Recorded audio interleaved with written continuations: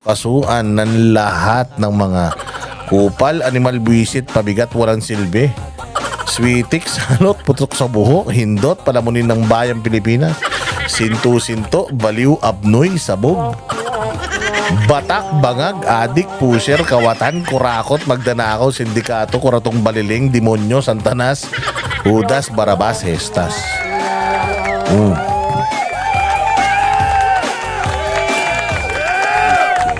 Oh, hindi ba? Oh, ano tayo? Consistent. Maraming salamat sa mga nagla-like, nag-share at mga nakasubscribe sa channel natin. Marami pa pong nanonood dito na hindi pa po nakasubscribe. Baka naman pwede subscribe din. Oo, at sabi ko nga sa inyo, kakasubscribe ninyo. Palaki ng palaki tayo. Share kayo ng share. Lalong nauulol, nauurat lahat ng mga vloggers na mga binabayaran ng gobyerno na ito.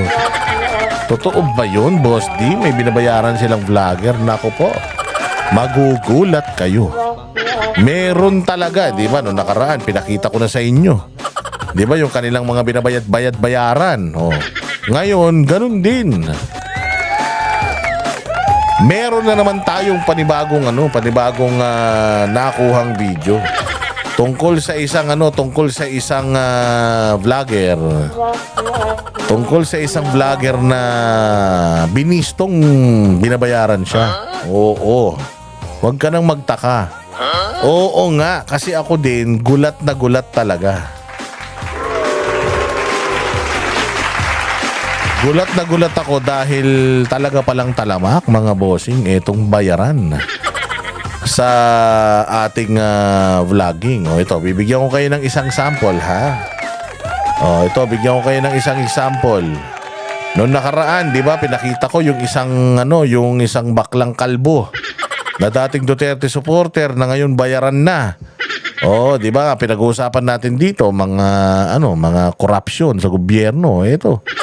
O, saan nang gagaling yung mga ibinabayad dito sa mga hinayupak na to? Ito, pakinggan nyo. Ito mga sasabihin ko ngayon, ikakapahama ko. Pag ako namatay, Romualdez, siya may kasalanan nito. Nako po. Oh, itong vlogger na to, hindi ko alam anong pangalan nito pero lagi ko itong nakikita. Lagi itong nakikipag-away sa mga bashers at saka haters niya ano na rin to, malaki na rin ang followings nito, sikat na rin to. Marami na rin tong mga parokyano. Oo, tapos nalilinya ito doon sa mga skit yung mga skit na mga vlogger. Oo, at saka ito nagpo-promote din to ng mga sugal-sugal pero ngayon ewan ko kung anong pinag-away-awayan ng mga to, bakit binibisto nila. Siguro sa dami ng pagnanakaw sa gobyerno, bakit hindi na nila sa mga puso nila. Hindi na nila maitago sa mga puso nila yung pagkatismaya. Ito binibisto na nila Ha? Yung tatakbong Pangulo ng 2028, huwag niyong iboto yan. Ayan, sasabihin ko na lahat. Ang galamay niya, sila Erwin Tulfo, Toyo, Rendon. Ako, Erwin Tulfo, Boss Toyo, si Rendon, mga tao ni Tambaluslos. Ang ina nyo talaga. Bangka si kayo, ha? Kaya pala anyanyaman pero speaking of these people, ang lalaking tao nito, gaano kalaki pera ang pinakawala sa mga ito? Hindi ba pera ng taong bayan yan? Kasama ba yan sa listahan ng mga spendings nila? Legal ba yan? Hindi. Consultant ba mga yan? Ewan. Ayan galing mismo sa isang binabayaran daw nila. Nico David, Makagago, at iba pang mga tao. Nasa flip top yung iba. Yung mga yun, naninira kay Inday Sara yun, yung Makagago. Lalo na yung Nico David na yan, putang ina yan. Grabe makabanat sa mga Duterte yan. Hindi ba noon sinabi ko na sa inyo, merong isang sikat na vlogger na middleman ng lahat ng mga vloggers na hindi naman mga political pero pinapabanat sa mga Duterte. Nakikita nyo, di ba? Biglang nagulat na lang kayo. May mga nagko-content ng boxing, binabanatan si Inday, biglang-bigla. Yung isang scammer na nasa ibang bansa, nagtatago, binabanatan si Inday, bigla-bigla. Si Rendon Labador, bigla na lang binanatan si Inday, wala namang alam sa buhay yun. Magugulat ka, bigla-bigla na lang. Oh, ngayon pala, may budget talaga. Yan yung sinasabi namin noon. Ngayon, lumalabas na. Oh, isa-isa, sila mismo nag-aaway. Kung dyan sa Congress, sila mismo nag-i-expose ng mga sarili nila. Yung mga mayor, ini-expose yung mga sarili nila, tsaka yung mga kalaban nila sa Kongreso. O dito rin sa mga vlogger na binabayar. Kasi pag pera-pera talaga, kapag ka ang samahan nilagyan mo ng pera sa gitna, utang ina, walang mabuting may dudulot dyan. Subukan mo yung kaibigan mo. Gawin mong partner sa negosyo. O, subukan mo yung kaibigan mo, gawin mong partner sa negosyo. Putang ina yan, magkaaway na kayo. Wala pang hindi pa kumikita yung negosyo nyo. Basta may pera sa gitna, mag-aaway-away. O, kita mo to, nag-aaway-away sila. Di ba? Ano yung mga pangalan na sinabi? Oh, lahat ng pangalan na sinabi nito ng mga vlogger, hindi yun mga political vlogger, ha? Hindi political yung mga yun. Oh, pero binabanata si Inday Sara. Bakit? Bayad daw ni Tambaloslos. According sa kanya, oh, video niya to, kinuha lang natin. Patay tayo dyan. Oh, diretso. Vlogger, yung iba mga kilalang tao. Ayan, sinasabi ko na ngayon to kahit ikapahamak ko pa to kasi wala na rin eh. Ipapahamak na rin ako ng isang to dahil bayaran na rin siya. Sa bagay, malaki mag-offer rin tao eh. Yun yung kaban ng bayan na pera na ginagamit sa mga influencer para protektahan ng pangkokorap. Ayun. Oh, ulitin natin Ulitin natin. Dire-diretso para marinig ninyo. May mga pangalan binanggit. Tapos, mga influencer daw. Pera daw ng taong bayan yung ginagamit pambayad.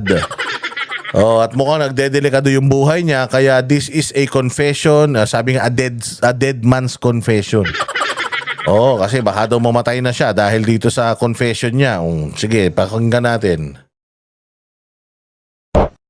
Ito mga sasabihin ko ngayon, ikakapahama ko. Pag ako namatay, Romualdez, siya may kasalanan nito. Yung tatakbong Pangulo ng 2028, huwag niyong iboto yan. Ayan, sasabihin ko na lahat. Ang galamay niya, sila Erwin Tulfo, Toyo, Rendon, Nico David, Makagago, at iba pang mga tao. Nasa flip top yung iba vlogger, yung iba mga kilalang tao. Ayan, sinasabi ko na ngayon to kahit ikapahamak ko pa to kasi wala na rin eh. Ipapahamak na rin ako ng isang to dahil bayaran na rin siya. Sa bagay, malaki mag-offer rin tao eh. Yun yung kaban ng bayan na pera na ginagamit sa mga influencer para protektahan ng pangkokorap. Oh, di ba? Bad. That is so bad. Oh, yan yung sinasabi natin. Kaya tayo maging maging proud tayo mga bossing sa mga sarili natin, Maging proud tayo kasi hindi tayo part ng corruption ng mga ganito. Na kahit na maraming mga offers sa atin para bumaliktad, nandito pa rin tayo magkakasama. Nilalabanan pa rin natin yung mga ganitong klase ng kahayupan. Di ba? Oh, kaya sabi ko nga sa inyo, yung mga vlogger sa kabila, utangin na walang mga prinsipyo yan. Oh, yung mga gunggong na mga yan, puta walang mga prinsipyo. Pero mo, walang argumento. Walang maipakitang magandang ginagawa ng kanilang amo, puros batikos lang.